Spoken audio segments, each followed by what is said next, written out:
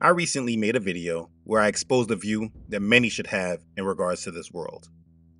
It was a difficult subject for many to deal with because it exposed some things that many people aren't quite ready to deal with yet. And being that that was the case, it was understandable and anticipated that there will be many that disagreed or had opposition to what was being communicated. I get it. It's not easy waking up to the world we're truly living in, and it's easier to reject the messenger than understanding the message. I get it. But with all that said, it still does not change the message and the truth of it all. We are at a moment in time where we have no choice but to wake up and come out from the strong delusion. We must love Yah and his truths more than we love this world and their mindsets and their ways. For many of us, we have been fortunate enough to have our eyes opened, but we still have family and friends that we desire to wake up and come out of the strong delusion. For me personally, I have a cousin who is more like a brother to me, and I've been trying to get him to understand the real world that he is in. He is waking up, just unfortunately not at the speed and level that is required of him based on the times that we're in. These times are deep. One thing I have tried to show him is how mind-controlled he has been. Because for me personally, when I started to wake up, this understanding of the mind control meant a great deal for me. Growing up, I never liked people trying to play games with me or taking advantage of me. Basically, I never wanted to be hustled, and if I ever got hustled, I always tried to learn and peep the game so it never happened twice. So for me, when I was awakened to the world that we live in, and I saw how strongly we just grew up in lies, it was important for me to peep the game and not allow myself to be hustled anymore. So this is exactly what I went back to understand. I went back to much of the programming that I was under, and I was able to see where certain thoughts and behaviors they came from. I had to do something that was very hard for me to do at that time, and that was humble myself and recognize that I was a follower and I was hustled and taken advantage of for a very long time. My mind was not my own. My thoughts were not my own. I was a victim to severe mind control. And it was only at that point, when I was honest with myself about the truth about me and my reality, that I was able to do something about it. So now, praise Yah, I am one that is helping free minds instead of being one that helps enforce control over them. This realization is important for anyone living in this modern world to deal with and to recognize. You see, though this realization was about me personally, I am not the only one that was under this. I was not the only one this mind control affected. It was literally everyone around me. Unless you grew up on a farm with no access to modern society, no public school system, no technology, no access to other people who had that access, you would have been affected. That's why it says Satan deceives the whole world. You, yes you, have been a victim to severe mind control. And let's be clear, the ones who doubt it or deny it, these are the ones who are under it the most. Now, this mind control has been waged against us from many different ways by many different methods. For instance, one major tool was the general education system we participated in. Whether public or private, it doesn't matter. The school system was created to develop a collective consciousness within a population and keep the general population thinking on one accord in regards to major topics. For instance, the shape of this earth and the power of your vote in a democratic world. Just to give examples, what the majority think about this are based off of indoctrination. Another example is the Christian church. The Christian church is a major example of a tool used for mind control and indoctrination on the population. How many people celebrate the Messiah's birthday on December 25th, even though there's not one scripture that tells us this date or even to celebrate his birthday? How many people say happy birthday, Jesus, when there's no record of this? This thought is obviously a thought learned through mind control, because it's definitely not based on fact or historic information. The point that I'm making is that we do things because we have been trained and conditioned to do so, without us ever being the wiser. There have been many different tools used against us, but the one tool that we need to look at is the biggest weapon ever to be used against humanity. That is this device, the television. The television is the biggest weapon ever to be used against humanity, and this major tool or medium has been used against the masses to control their minds and influence them to be exactly who the masses as a whole are today. The rise of the influence of this weapon is not widely spoken of unless it is spoken of in nice nostalgic ways, making us look back at our old programming and then miss it. CNN has done many specials over time that has shown the history of the coming of the age of television and the decades. And if you ever watch those with discerning eyes and not just trying to see history or be entertained, you can clearly see how very purposely and incrementally we have been mind controlled and conditioned to be exactly who we are today. But the thing about it is that when you're watching it, their side is very much one-sided. So if you're not one that really understands the real world that you're in, what they're actually saying could actually miss you. But with all that information that they gave, when used with discerning eyes, it can be very revealing to how manipulative the past century has been. So in order to help wake up minds, I think it's important to try to go back in the past and identify points where mind control started to take hold. And with this awakening, people can better come to terms with what has come against them. The television set, regardless of the size of it and where it is, because many of us are holding one right in our hands right now, it is one of the biggest weapons to ever be used against humanity. It is a major tool used to bring people into the strong delusion, aka the Matrix. And it needs to be examined and understood, because if you say you're not a victim of mind control, you are lying to yourself and you are deceived. If you no longer want to live in deception, it's time to deal with the truth and let it set you free. We're going to discuss the history of our mind control. Let's begin. Okay, so as you can imagine, this topic is pretty deep. In order to deal with this, we're going to have to set the stage for everything in order for things to be properly understood and put into full perspective. Let's deal with the influence of the television first. If we go back in time, according to Robert Putnam's book, Bowling Alone, The Collapse and Revival of American Community, in the year 1948, 1% of U.S. households owned at least one television. This is obviously a very small percentage. So moving on in time, according to an article found on the Library of Congress site, only 9% of American households had a television set. But by 1960, the figure had reached 90%. So in just a decade, this piece of technology was in 90% of the homes in America, at least one television set. And that number was steady throughout history, never seeing peak drops. The peak ownership percentage of households with at least one television set occurred during the 1996-1997 season, with 98.4% ownership.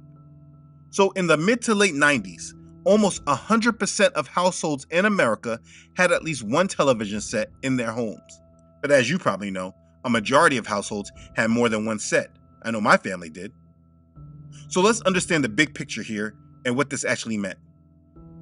As for the mainstream in our usage, the television is a one-way communication device. So by the 1960s, whoever had access to this device and technology now had the ability to communicate messages one way to 90% of the United States population. And that's what gave the television its power, the large reach it had over the population. It's like putting those billboards that you would see on the side of the road on the highways, putting it into your home so you can see it every day. And the power of that was enormous. Like if someone had a message that had said that the sky is green, and they said it every day on this device, 90% of the population would see this message as long as they tuned in. But a message that just said the sky was green would not keep the audience viewing. So if this is what I wanted my audience to believe, I might tell a funny story or create a storyline that had nothing to do with the subject of the sky being green. But I would always show the sky as being green. And maybe sometimes let actors talk about it in a scripted, controlled way. Now, in our reality, regardless of what is shown, it doesn't change the truth that the sky is blue. But it does suggest something that the audience may not have agreed with prior, and now they're hearing it. Does that make sense? Let me talk some more about it. Let's speak about those with influence. Those with influence and that had desires to steer the world now had access to 90% of the United States population. Now listen, I haven't dug deeper into the rest of the world because it honestly doesn't matter.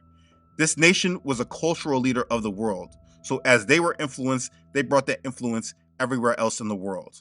But I do not doubt that the statistics and the way that they work are very much similar. Just putting it all in perspective. Let's keep going.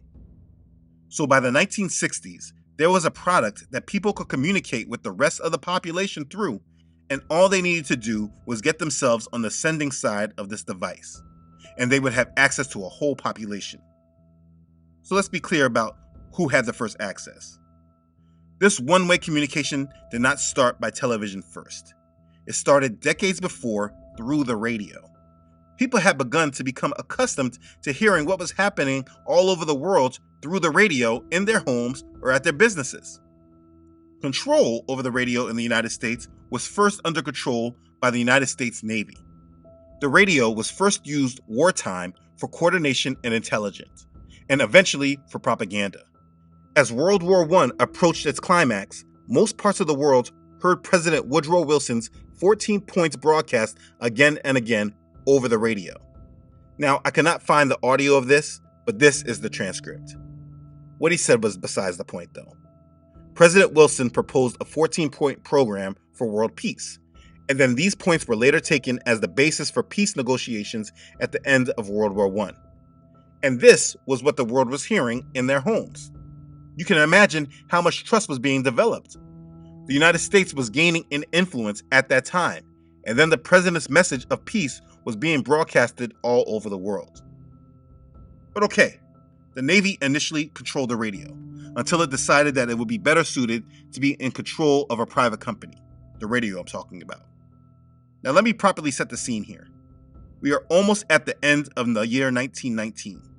World War I was declared an end on November 11th, 1918. At this time, the world was well under control by a few. The robber barons, Rockefeller, Carnegie, Morgans, they very easily yielded power over the country as captains of many industries. Rockefeller, the first billionaire of the United States, his estimated wealth in 1913 was estimated at $900 million, which is said to represent 3% of the United States GDP for that year.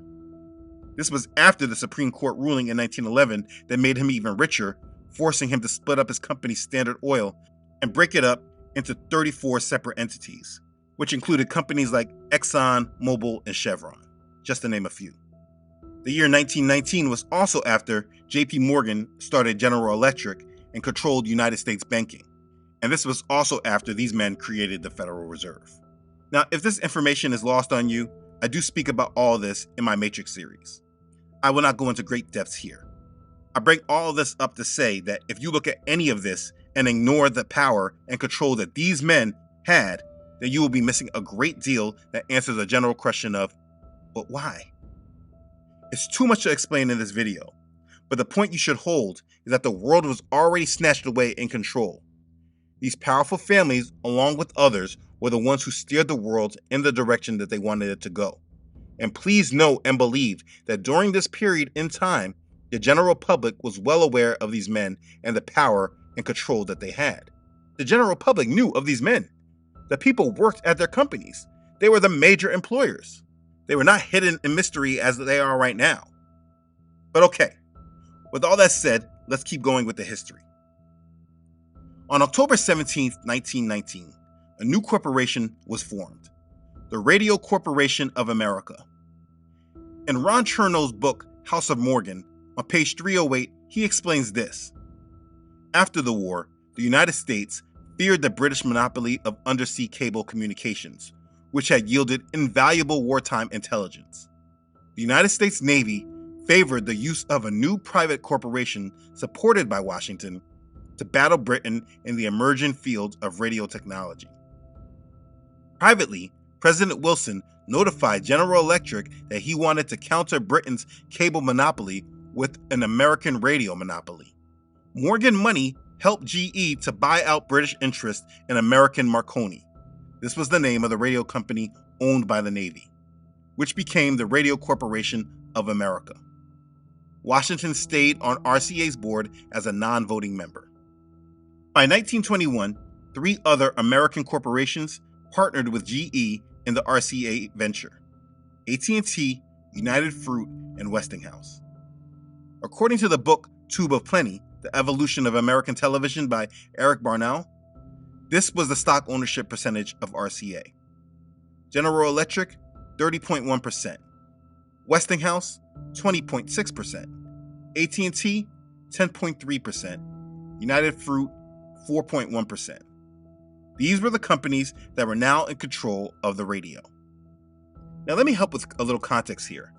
Let me show you how I look at all this when I hear about all these companies. When you dig deep into American business, it's easy to find the power and control. You just have to follow the money. You see, today, we're trained to look at all this by understanding it by corporations, which in turn takes the personal side out of your understanding. But when you know the history, things become much clearer because General Electric, Westinghouse, and AT&T were in primary control by JP Morgan. He was in control of these companies. So though there were different corporations in the mix, power was still in the hands of one. So when they say the ownership percentage of each corporation, all I say is JP Morgan 30%, JP Morgan 20%, JP Morgan 10%. The power and control is easier to understand when you understand these dynamics and understand American business. So be clear, JP Morgan was in control of the radio.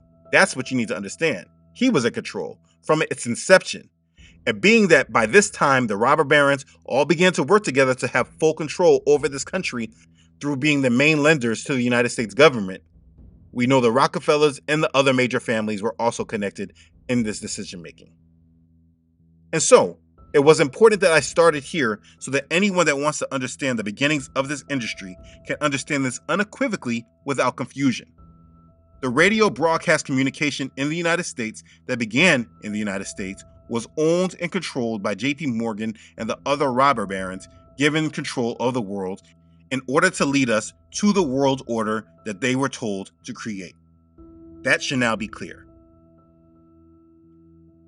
Okay, so after the radio industry was created, the future of it was seen as central broadcasting.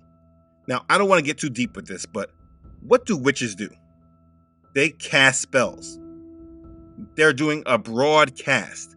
They know what they're doing. I'm just trying to expose the evil and the wickedness of this whole thing, but that might be going too deep for you at this moment. Let's just keep going. In January 1926, the RCA Board of Directors approved the idea of a new company. It would be owned 50% by RCA, GE 30%, and Westinghouse 20%.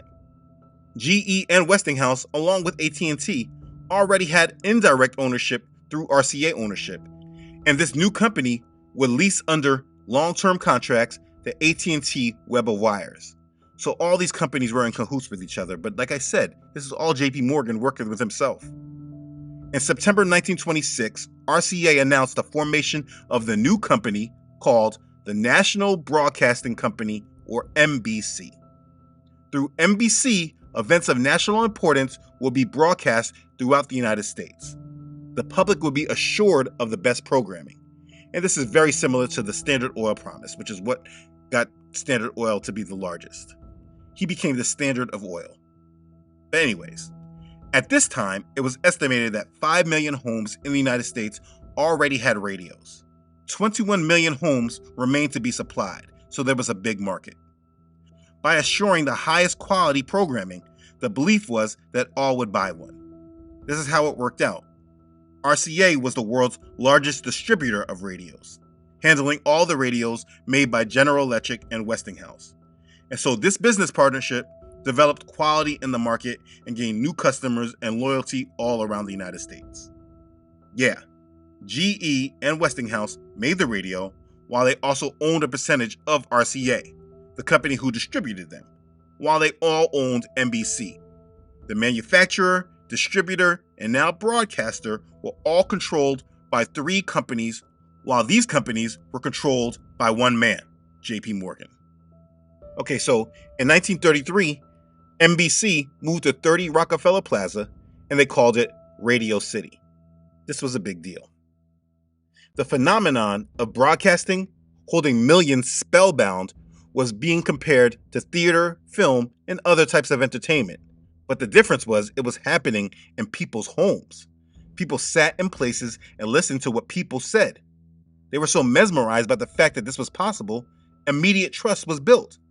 And just so there's even more context, in 1928, Amos and Andy was one of NBC's top series over the radio. This was Amos and Andy. Yeah.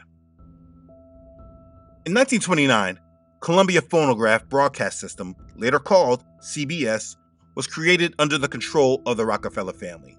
When you go through the history and they give you these names of people that they say found these companies, you have to look back in their history and see who they were affiliated with. It's not hard to find these people after you just do a little bit of digging. But anyways, a new broadcast company, CBS, was formed. And then in 1943, a United States Supreme Court decision required NBC to sell one of its networks, Blue Network. It was later renamed American Broadcasting Company, ABC. These companies were forming amongst themselves, and though it might look like there was competition because there were different companies in the mix, the leadership of all of this was in the hands of a very small but powerful few. So by this time in 1943, there were 3 radio broadcast companies. Now, why does this matter in regards to the television? Where am I going with all this? It matters because of what happens next. Who made the TV? It doesn't really matter too much in the grand scheme of things. What matters next is when it comes to the market. But I went into all that history to explain the foundation of control first. I believe firmly in foundation, and I've tried to be thorough so there is no confusion. I mean, I could have easily jumped to this point that we're about to get to, but if you don't understand that this industry was in the chokehold from when it first started, then the full dots of control might not fully connect, and I want them to. In the summer of 1946, RCA got its black and white television sets on the market. In 1947, the opening of Congress was televised for the first time. The television was adopted more quickly into urban American homes than any previous new communication technology before it. In 1946, movies and radios were the main way of entertainment for audiences. But over time, the television was adopted in the lives of Americans. Here's the numbers. In 1946, there are 20,000 TVs in the US, which represented 0.02% of the US households with televisions. In 1947, there were 44,000 televisions in the United States, which represented 0.04% of US households with televisions. In 1948, there were 350,000 TVs in the US, which represented 0.66% of the US households with televisions. Okay, here we go. In 1949, there were 1 million TVs, which represented 2% of US households with TVs. 1950, 3.9 million TVs, which represented 8.1%. 1951, 10.3 million, which represented 21.5%. 1952, 15.3 million, 32% US households with a television. 1953, 20.4 million, 42.5%. In 1954, 28.5 million, which represented 59.4% US households with televisions. And then in 1955, it's 64%. Until we get to the 1960s, with 90% of the United States households with at least one television set. All this within a decade. And let's also be clear that during this time, there were only 3 broadcasting networks, NBC, CBS, and ABC, and these were all controlled by the 1% of the 1% who controlled this world.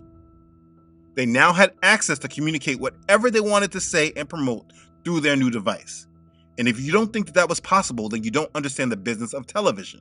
I mean, the main business is selling advertisement space within the programs because the television exposure was highly lucrative for businesses. They are called programs for a reason, but I don't want to jump ahead here. This new device changed the American family. What was said was just bringing a TV set into the house brought the need to rearrange the living room furniture away from the previous traditional focal point, such as pianos or fireplaces, large radios, and phonographs. Many families ditched the pianos for the televisions.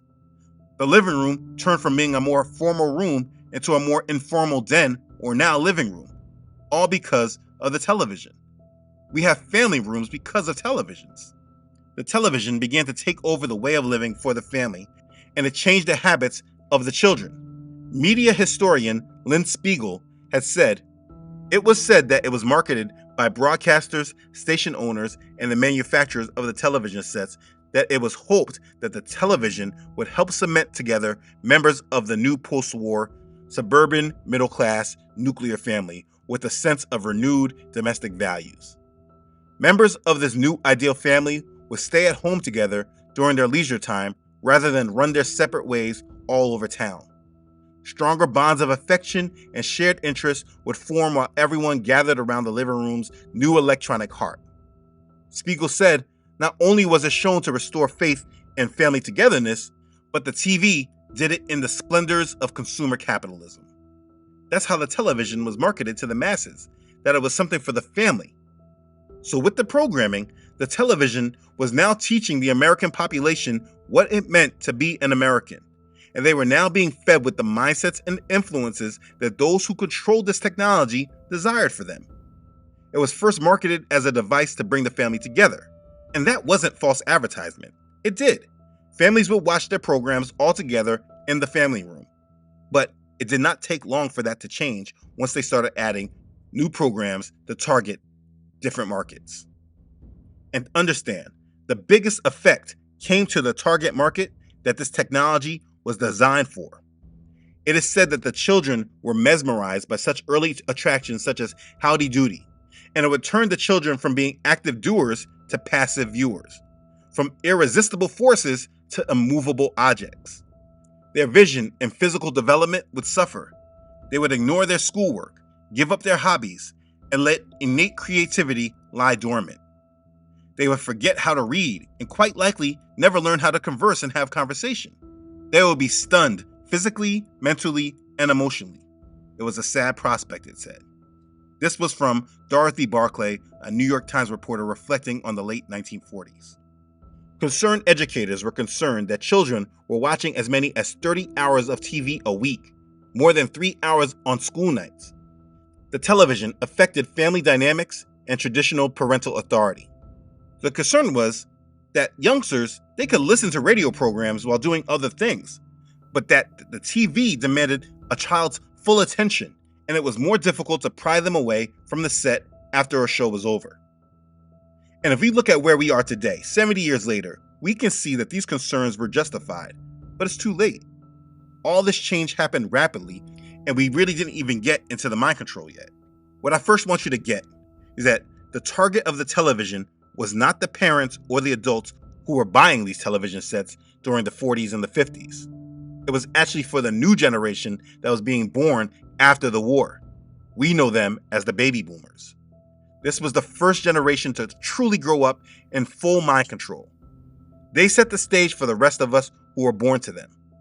Now, they of course had no idea, and we cannot pass full blame onto them, but they were heavily mind controlled, and because of that, today, they are the hardest generation to speak to.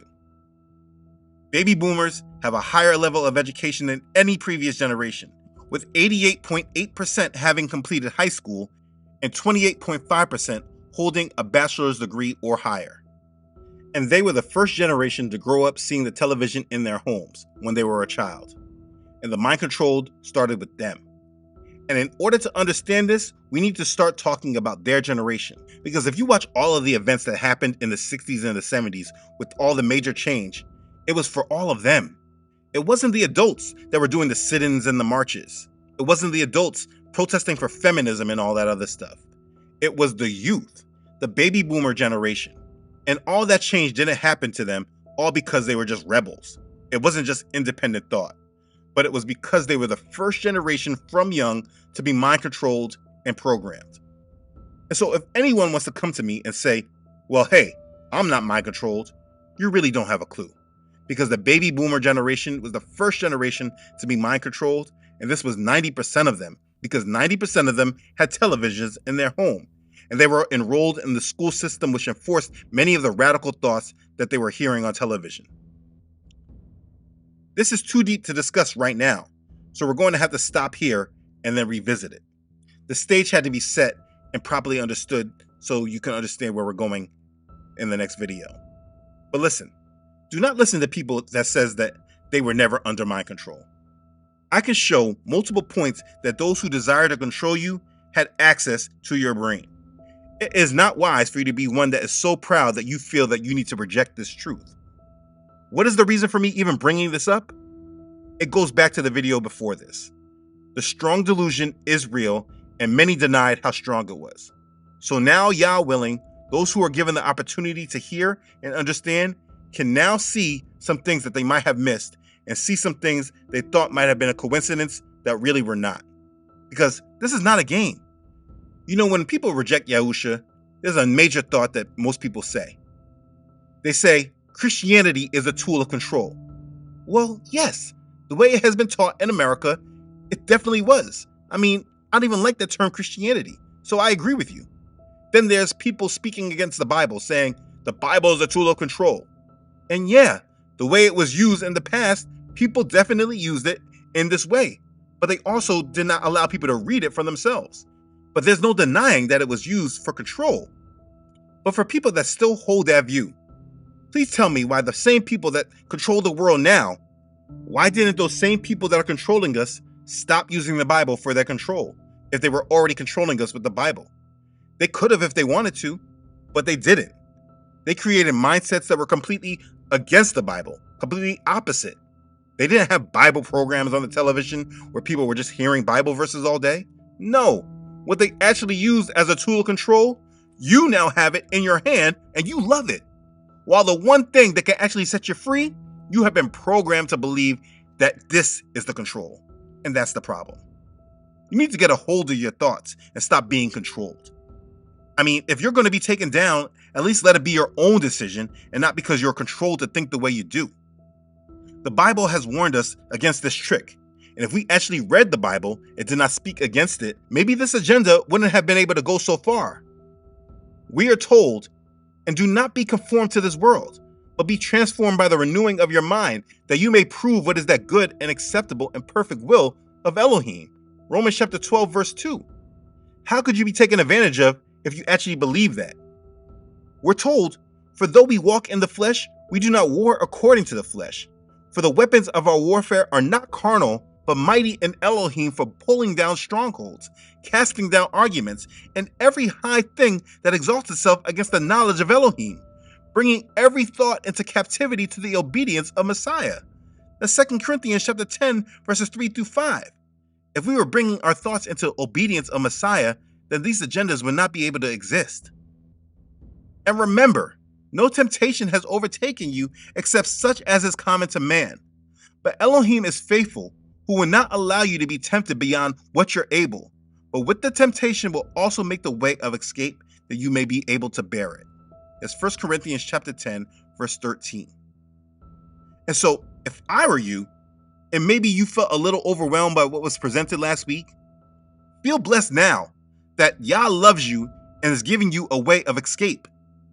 These thoughts that we all have must be analyzed and reviewed. And the more you see other people's influence in your mind, the more I pray it gives you the strength to scrutinize all these thoughts and bring them into captivity to the obedience of Messiah. That's the only way the devil can allow you to break free, is if you come under the obedience of Messiah. You don't do it on your own.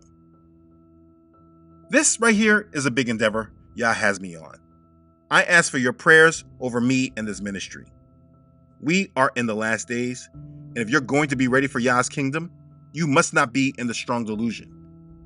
As you wait between these videos, please make sure that you take the personal time to reintroduce yourself to Yahuah through his word and cast down all strongholds in the name of Yahusha. I have a spiritual warfare prayer in the description box. I pray that helps you. It's time, though, to wake up and fight for your mind. These warnings will not be around forever. Please do this through the power of our Messiah and let his truth set you completely free. Be blessed. Hallelujah. Praise Yah. Okay, thanks again for watching. If this has blessed you, please don't forget to like and share this video with others. Please send this video to anyone you know, particularly the baby boomers. It's time to get them in this conversation. If you haven't done so already, please subscribe to this channel. Yah willing, I upload every Friday. Don't forget to follow this ministry on Facebook and Instagram, as well as on my website, truthunedited.com.